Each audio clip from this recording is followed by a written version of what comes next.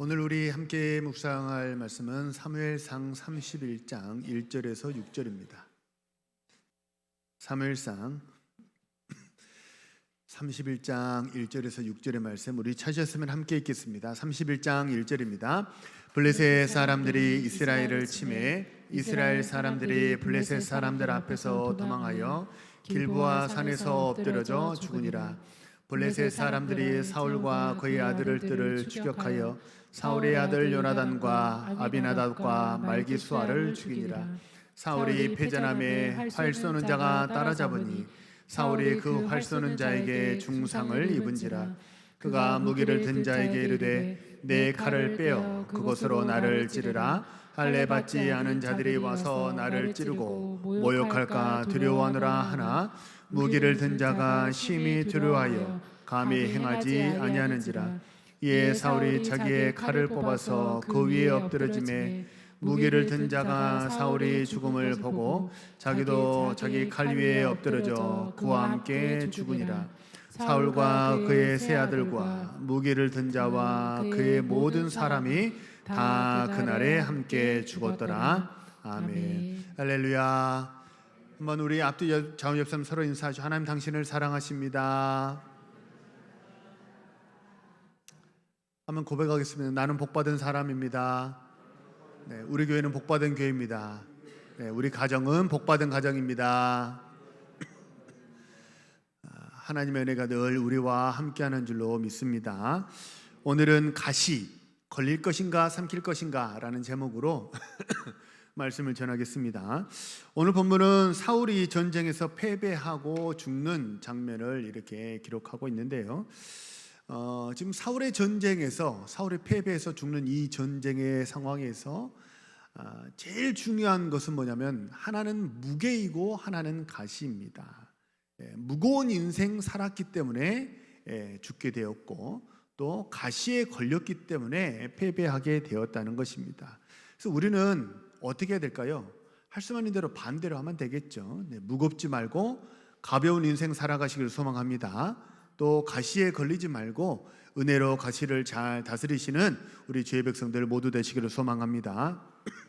우리 하나씩 살펴보면요, 먼저 우리는 무겁지 말고 가볍게 살아야 합니다. 우리 3절 같이 한번 읽어볼까요? 3절입니다. 시작. 사울이 패전함에 활 쏘는 자가 따라잡으니 사울이 그 활 쏘는 자에게 중상을 입은지라. 네, 사울이 패전함에 그랬거든요. 근데 이게 사울이 패전했다라는 이 말이 사실은 직역이 아니고 의역입니다. 이 패전하다는 말은 히브리 원어는 카바드인데요. 카바드라는 말의 뜻은 영광이란 뜻이에요. 그래서 카바드는 성경에서 패배했다라고 쓰이지 않고 영광을 돌리다, 영광스럽게 되다라고 할 때 성경에서 카바드라는 말을 써요. 그러니까 영광스럽게 되니까 되게 이제 무겁게 되는 거죠. 무겁다, 영광을 받다, 이게 같은 의미입니다. 근데 오늘 본문은 어떻게 되느냐? 원래는 이 영광은 우리가 누구에게 돌려야 되죠? 소위문답 제1문답에 보면 사람의 제일 되는 목적이 뭐예요? 하나님을 어떻게 하고? 영화롭게 하고 영광을 하나님께 돌리시기를 소망하고 축복합니다. 근데 어떻게 됐다는 거예요? 사울이 하나님께 돌려야 될 영광을 내가 취한 거예요. 그러니까 어떻게 됐어요? 사울이 무거워졌어요? 가볍게 됐어요? 사울이 점점 무겁게 된 거예요. 다시 3절을 한번 띄워주시죠. 3절을 보면 사울이 패전했다 그래요. 자, 직역하면 사울이 무겁게 되었다는 거예요. 무겁게 되니까 어떻게 된 거예요? 활 쏘는 자에게 따라잡힌 거예요. 누군가에게 추월당했다. 왜 추월당한 거예요? 속도가 늦고 무겁기 때문인 거죠. 사울이 활 쏘는 자에게 따라잡혀서 그에게 중상을 입었던 이유가 뭐냐? 사울이 무거운 인생 살았기 때문에 그렇다는 거예요. 그래서 결국 엎드려지고 가라앉는 인생을 살게 되었다는 거죠. 조금 더 들어가 보면 그러면 사울은 왜 무겁게 되었을까요? 사울의 성경의 일대기를 쭉 보면요, 항상 주어가 하나님이 아니에요. 주어가 뭐예요? 내가요. 내가 하려고 했기 때문에 결국 무거운 인생을 살았다는 거예요. 내가 결정하고 칭찬도 내가 받아야 되고 결정도 내가 해야 되고 모든 권력이 나에게 집중돼야 되고 모든 관심과 이목이 나에게 집중돼야 되고 내가 다 가져야 된다고 생각하는, 내 뜻대로 해야 된다고 생각을 하는 거예요. 내가 가졌기 때문에 그래서 어떻게 된 거예요? 무겁게 되었다는 거죠. 근데 처음부터 무거웠냐? 그러지 않았어요. 사울은 상당히 신실한 사람이었습니다. 신실했으니까 초대 임금으로 왕을 세웠겠죠. 그죠? 사실 처음으로 왕을 뽑을 때 그거 아무나 뽑겠습니까? 그 되게 엄선하고 엄격하게 선발해가지고 왕을 뽑지 않았겠어요. 그러니까 사울의 시작은 어떠냐면 하나님께는 충성이고 아버지에게는 효심이었어요. 그게 출발 때 사무엘이 사울에게 기름 부을 때 최초의 사울의 모습이었어요. 아주 가벼웠습니다. 칭찬을 내가 취하지 않았어요. 칭찬은 백성들에게 돌리고 영광은 하나님께 돌린 거죠. 다 백성들 덕분입니다. 다 하나님 덕분입니다. 내가 받지 않고 다 돌렸다는 거예요. 그러니까 어땠냐면 가벼웠어요. 근데 시간이 지날수록 우리가 너무나 잘 알고 있는 사건 하나가 뭐예요? 사울은 천천히고 다윗은 만만. 이 말 하나가 너무나 싫었던 거죠. 왜요? 왜 내가 천천히야? 쟤가 천천히 하지. 내가 왕이니까 내가 천천히고 내가 만만이고 쟤는 천도 아니야. 내 부하니까. 게다가 꼬맹이잖아요. 그러니까 청소년이거든요. 그때 당시 다윗은. 그러니까 다윗이 청소년이었으니까 아니 얘는 천도 아니고 한 100쯤 되면 좋겠어. 사울은 만만이요 다윗은 백백이라 이렇게 말하면 딱 좋겠는데 거꾸로 돼가지고 내가 천천이고 다윗이 만만이라 그러니까 이게 내가 다 갖지 못하는 거, 약간 관종 같은 그런 마음이 있었던 거죠. 내가 주목받고 싶고 내가 집중받고 싶고 내가 칭찬받고 싶은 그런 마음. 권력도 내가 갖고 결정도 내가 하고 칭찬도 내가 하고 다 내 좋은 대로 되기를 소망하는 그 마음이 점점 이렇게 올라오는 거예요. 수위가 점점 올라오니까 사울이 어떻게 되었습니까? 내려놓지 못했어요. 내려놓지 못하면 점점 인생이 무거워지게 됩니다. 인생이 무거우니까 떠오르게 될까요? 가라앉게 될까요? 당연히 가라앉게 되겠죠. 예. 오늘 우리가 지금 예배하고 있는데요, 이 예배라는 이 말을 영어로 말하면 이게 worship입니다. 예배는 worship인데 이 worship이라는 말은 어디서 파생되어 왔냐? worth라는 단어에서 파생되어 왔어요. worth라는 말은 가치라는 뜻입니다. 그러니까 우리가 지금 하나님께 예배합니다라는 것은 어떤 의미가 있는 거냐면 우리의 최고의 가치가 하나님입니다.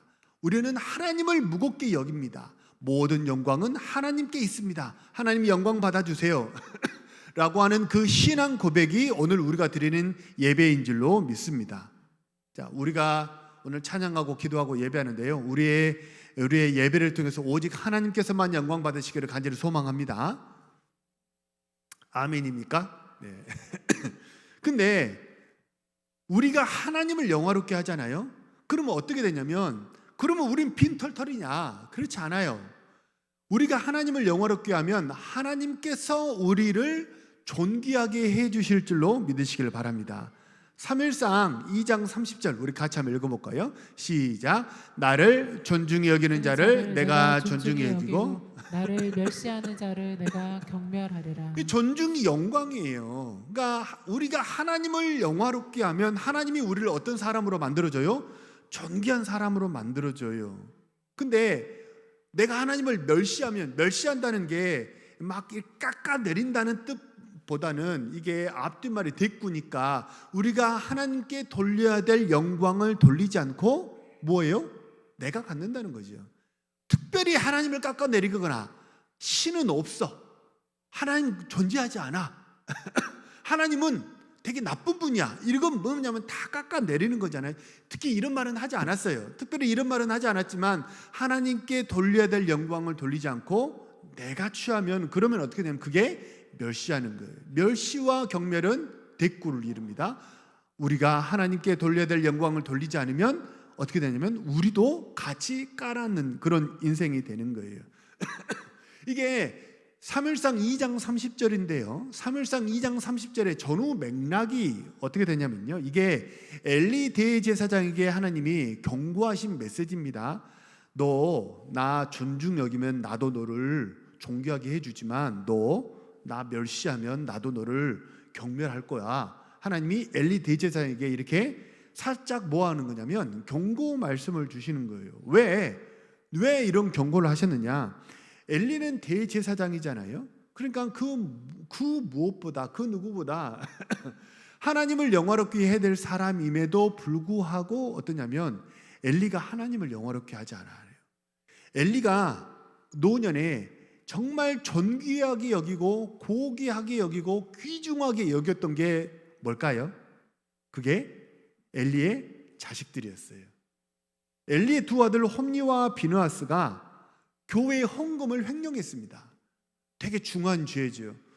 그러니까 하나님께 드려야 될 것을 내가 중간에서 가로챘단 말이에요. 그러니까 우리식으로 말하면 헌금을 횡령한 거예요. 중한 죄죠. 엘리 대제사장이 몰랐냐? 그렇지 않았어요. 알았어요. 그럼에도 불구하고 제지하지 않습니다. 교회의 헌금을 횡령할 때에도 제지하지 않았어요. 그러니까 죄는 점점점 어떻게 되면 죄가 장성해요. 죄는 점점점 커지는 그런 성질을 갖고 있거든요. 그러니까 헌금 정도를 이렇게 제재하지 않으니까 어떻게 되냐면 그 다음에는 더 죄가 대범해졌어요.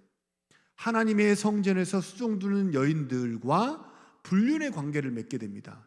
이건 정말 미친 짓이죠. 하나님의 성전에서 봉사하는 요즘으로 말하면 여자 성도들과 또는 여전사들과 불륜의 관계를 맺게 된 거예요. 이건 정말 상상도 할 수 없는 미친 짓이죠. 근데 엘리가 이것도 몰랐냐? 알았어요. 헌금을 횡령하는 것도 알았고 불륜을 저지르는 것도 알았는데 엘리가 그걸 틀어 막았냐? 못하겠느냐? 벌을 주고 혼을 내느냐? 그러지 않았어요. 말로 타이르는 정도로 끝났습니다. 왜요? 거기서 제사장의 직분을, 아들의 제사장의 직을 빼앗으면 어떻게 되겠어요? 백성들 앞에서 이들의 죄가, 아들의 죄가 만천하에 드러나게 되고 부끄럽게 되니까 아들의 체면이 하나님의 영광보다 훨씬 더 이렇게 중요하게 되었던 거죠. 그래서 엘리는 하나님을 영화롭게 하지 않았어요. 하나님을 무겁게 여기지 않고 자기 자녀들을 무겁게 여겼던 것입니다.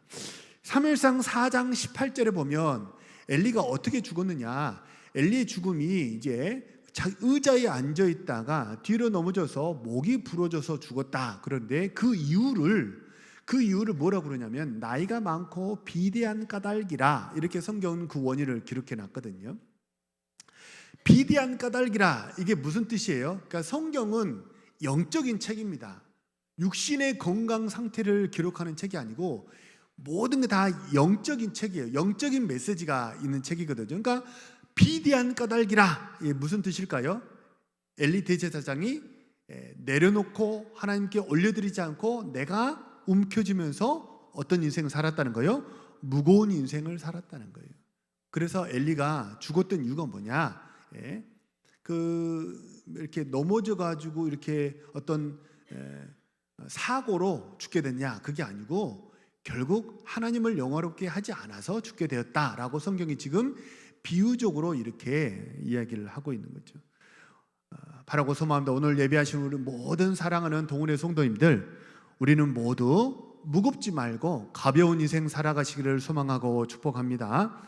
어떻게 하면 가벼워질 수 있을까요? 어떻게 하면 우리가 가벼운 인생을 살 수 있을까요? 우리 마태복음 11장 28절에서 30절, 28절 한번 같이 읽어볼까요? 시작. 수고하고 무거운 짐진 자들아 다 내게로 오라. 내가 너희를 쉬게 하리라. 뭐 해야 돼요? 내가 짊어지지 말고 하나님께 다 맡기시기를 소망합니다.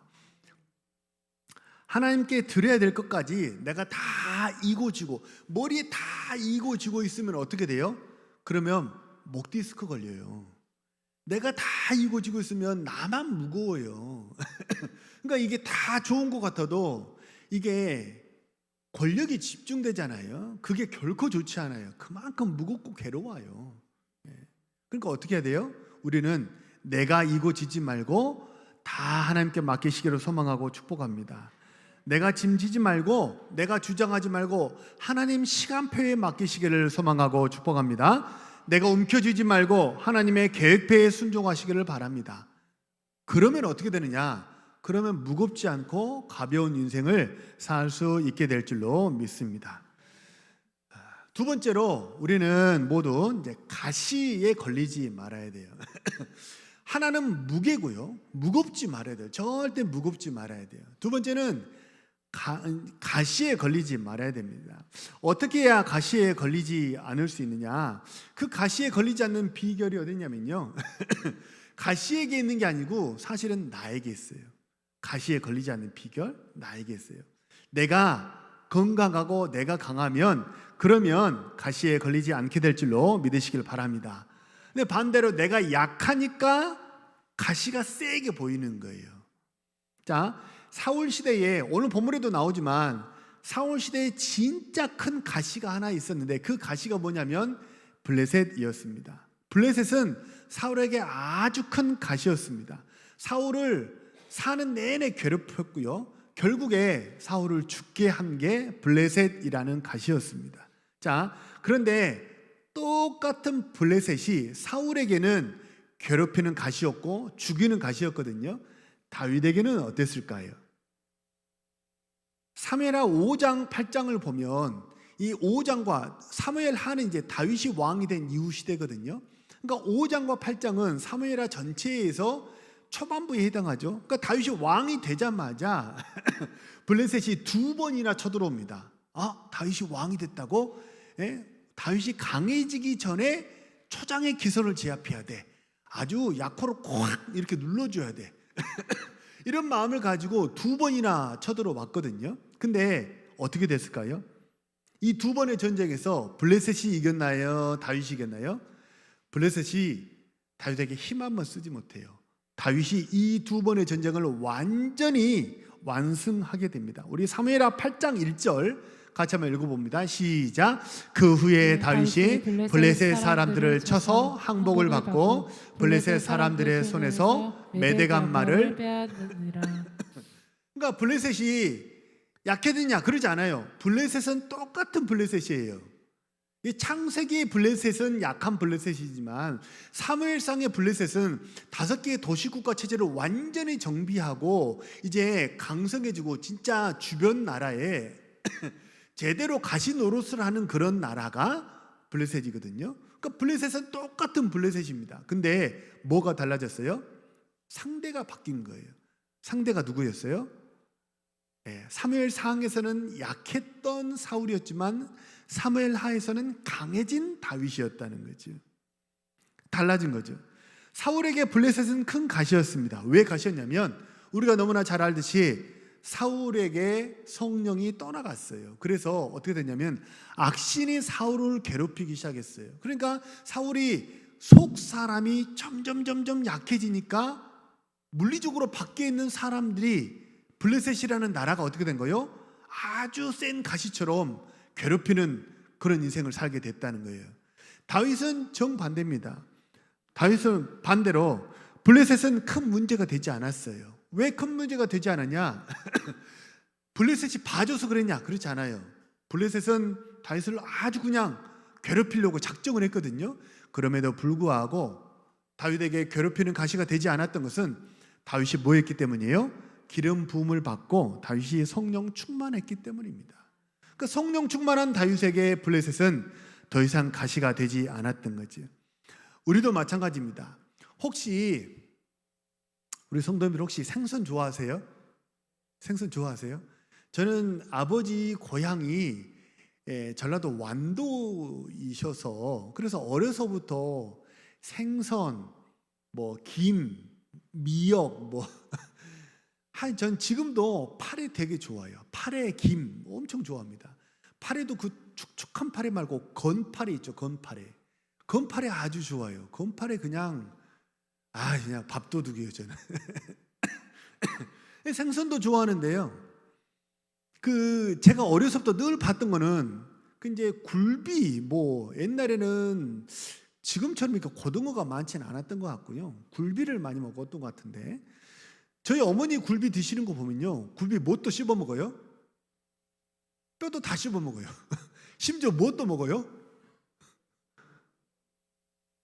굴비? 눈도 이렇게 씹어가지고. 그래서 어머니가 아들아 너도 먹어봐라, 먹어보면 맛있다 그러셔가지고 제가 굴비 눈을 한번 씹어 먹어봤어요. 맛있기는. 근데 어쨌든 그 맛을 알고 강하신 분은 어떠냐면 뼈도 다 씹어 먹어요. 버릴 게 없대요. 생선 가시면 다 이렇게 씹어 드시더라고요. 근데 건강한 어른은 생선 가시도 씹어 먹어요. 근데 몸이 약해지면 똑같은 저희 어머니가 몸이 편찮으셨어요. 그러면 어때요? 저희 어머니는 암으로, 유방암으로 돌아가셨거든요.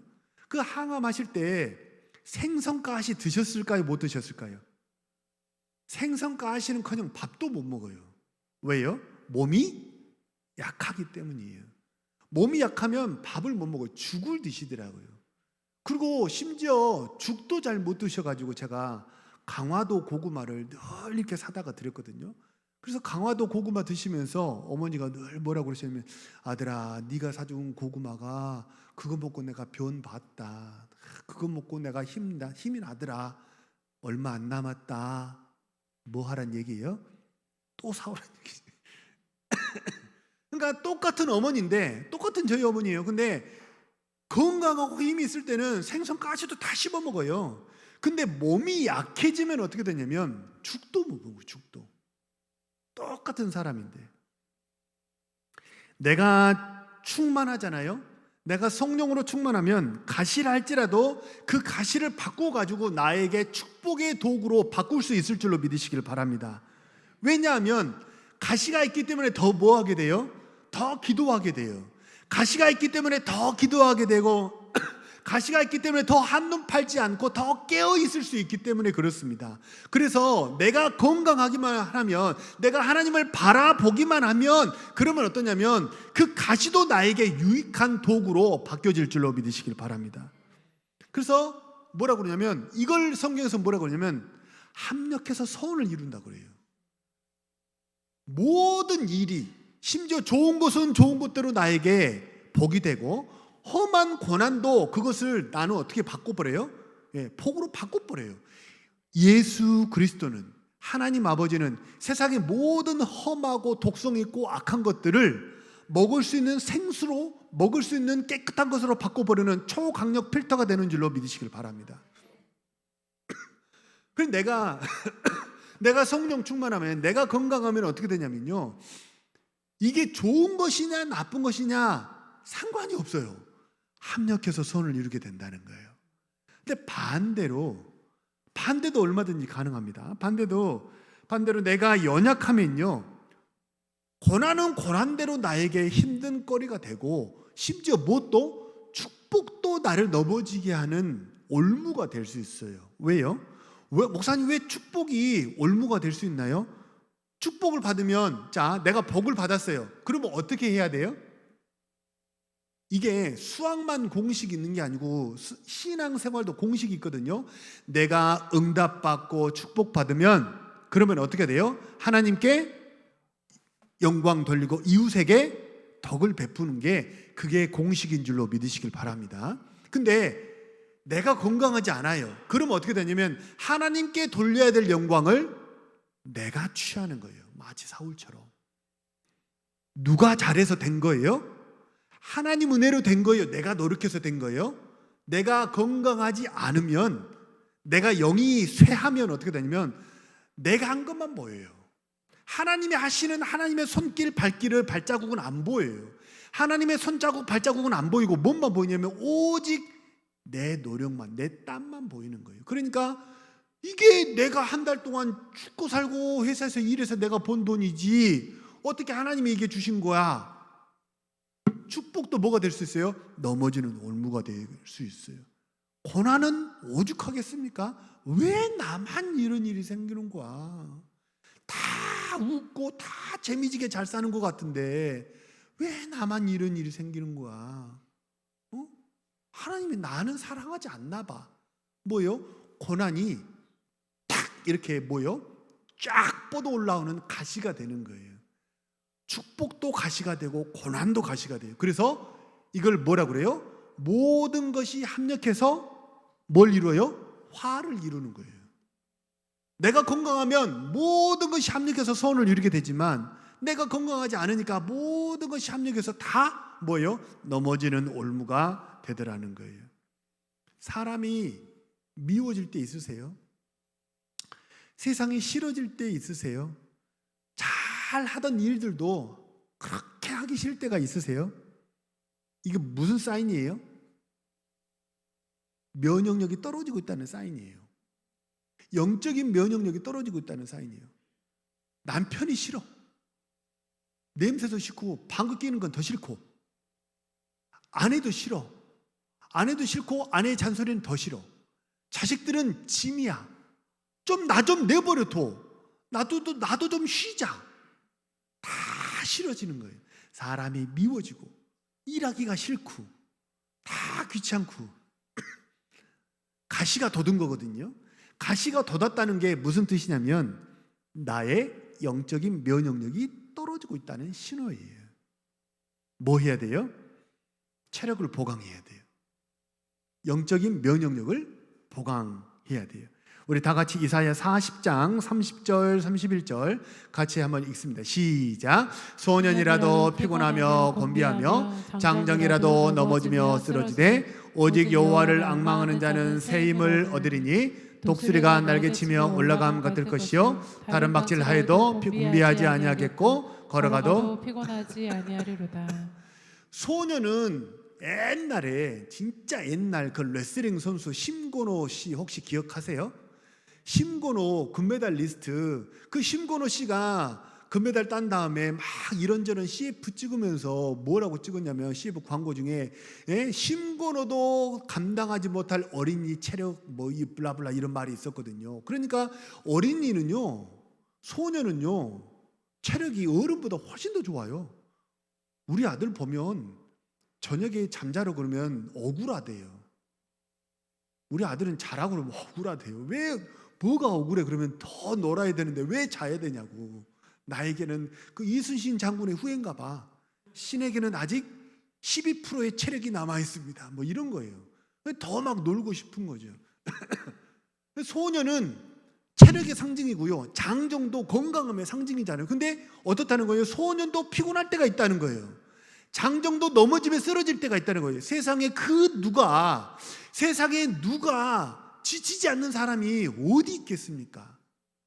다 지치고 면역력 떨어질 때가 다 있죠. 근데 30절은 짧잖아요. 근데 뭐가 길어요? 31절이 길어요. 왜요?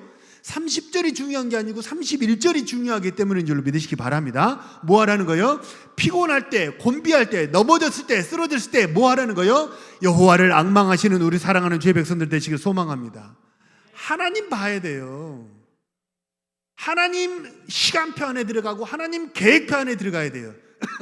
영적으로 깨달아야 돼요. 왜 나에게 이런 일이 있는지 그 의미가 무엇인지 깨닫고 하나님 만나면 하나님의 날개품 안에 들어가고 하나님의 은혜 안에 들어가가지고 거기서 자기 연민에 빠지면 안 돼요. 자기 연민에 빠진 건 아무 의미 없어요. 자기 연민에 빠지는 게 아니고 하나님을 바라봐야 돼요. 하나님의 시간표와 하나님의 계획표를 바라보면 그러면 이것이 나에게 독이 아니라 반드시 나에게 복이 될 줄로 믿으시기를 바랍니다. 그러면 어떻게 돼요? 이 고생이 나 죽으라는 얘기가 아니고 더 잘 되라는 얘기구나. 요 앞에 구첩반상이 기다리고 있구나. 한정식 차려져 있구나 라고 하는 것을 깨달으면 비로소 어떻게 된다는 거예요? 새 힘이 난다는 거예요. 성경에 새 것 그러면 다 뭐예요? 성경에 새 것 그러면 그 헌것의 반대가 새 것이 아니고요. 성경에 새 노래, 새 옷, 새 힘, 다 이게 새 것이 무엇을 뜻하냐면 하나님의 구원을 의미하는 거예요. 그러니까 하나님이 쓰러지고 넘어지고 피곤하고 곤비하고 넘어지고 쓰러졌어요. 그래서 나는 그러기 상태예요. 아무것도 할 수 없다는 그런 생각이 들 때 시편 41편으로면 깊은 수렁과 구덩이에 빠져버린 거예요. 사람의 힘으로 나 빠져나올 수 없는 기가 막힌 수렁이란 말이에요. 근데 그때 어떻게 하나님이 나를 건져주세요. 그 건져주셨을 때 부르는 노래가 무슨 노래예요? 새 노래예요. 새 노래로 부르자 랄라랄 하나님께 올릴 찬송을. 새 노래는 새로 작곡한 노래가 아니고요, 나를 구원하신 하나님을 내가 딱 만나면 어떤 찬양이 나에게 딱 걸리는 게 있어요. 어떤 말씀이 딱 걸리는 게 있어요. 그 가사와 그 성경 구절이 나에게 딱 붙는 게 있어요. 그게 뭐예요? 구원의 노래고 구원의 말씀인 줄로 믿으시길 바랍니다. 그 새 힘을 주는 거예요. 그게 다 가졌다고 힘이 나는 게 아니에요. 아무 일 없다고 강건한 게 아니에요. 뭐 해야 돼요? 하나님 만나야 돼요. 여호와를 앙망하면, 하나님 바라보면, 눈을 들어 하나님을 바라보면, 그러면 다시 일어서고 다시 강건하게 될 줄로 믿으시길 바랍니다. 마귀는 항상 얘기해요. 너는 안 돼. 넌 똑같은 죄를 계속 반복하고 있잖아. 너는 감당할 수 없어. 넌 또 그럴 거야. 넌 또 사람들을 실망시킬 거야. 넌 또 실패할 거야. 넌 또 넘어질 거야. 너는 항상 그래 왔어 라고 마귀는 우리에게 패배의식을 집어넣어줘요. 하지만 의인이 누구예요? 하나님 있는 사람이 의인이에요.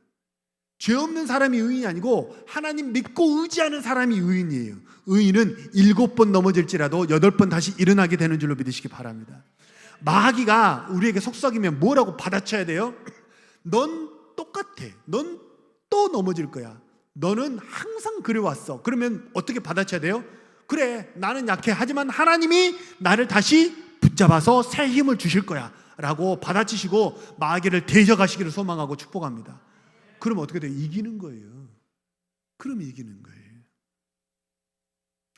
다 망쳐버린 것 같은 그때에도, 넘어지고 실패한 것 같은 그때에도 주님의 손을, 피 묻은 손을 붙잡으시길 바랍니다. 그래서 기도하기 늦은 때가 없고요, 예배하기 부족한 사람이 없어요. 하나님 앞에 가면 하나님이 다 우리를 새롭게 하시고 다시 새 은혜를 주실 줄로 믿습니다. 이번 한 주간 무슨 일이 있더라도 눈을 들어 하나님을 바라보시기를 소망하고 축복합니다. 그래서 뭐 해야 돼요? 하나님께 찬양하시고 가족에게, 이웃에게 나의 맡은 소임, 생명을 전하는 이 소임 잘 하셔서 가시까지 거 씹어 먹어버리면 되지, 이렇게 그리스도의 예수의 좋은 군사로 다시 한번 일어나셔서 승리하는 한 주간 되시기를 소망하고 축복합니다. 우리 주신 말씀을 놓고 한번 합심해서 동성으로 기도합니다.